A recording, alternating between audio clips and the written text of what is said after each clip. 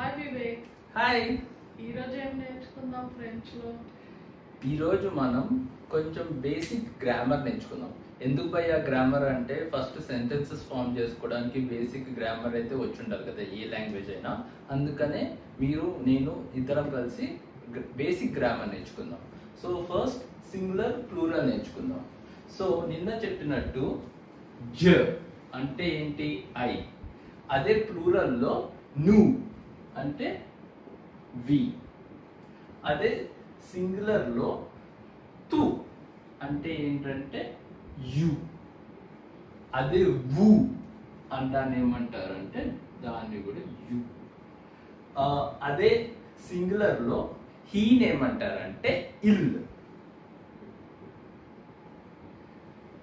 అదే షీన్ ఏమంటారంటే L. He అయితే ఇల్, షీ అయితే ఎల్. ఇది చాలా ఇంపార్టెంట్. అదే ప్లూరల్ ఏమంటారంటే ఇల్ అంటారు, ఇల్ అంటారు, కానీ ఎస్ వస్తుంది లాస్ట్ లో. దీన్ని కూడా హీ. ఎల్ అంటే షీ. మనం దీన్ని దే అని కూడా అనొచ్చు. మనం దే ప్లూరల్ కదా.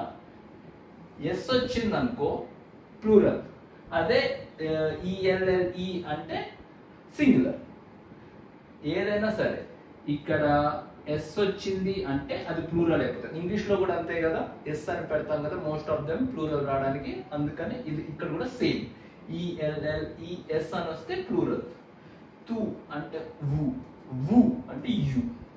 అది రేపు కొన్ని సెంటెన్సెస్ ఈ సింగులర్ ప్లూరల్ తో ఫామ్ చేసి చూద్దాం. ఓకేనా?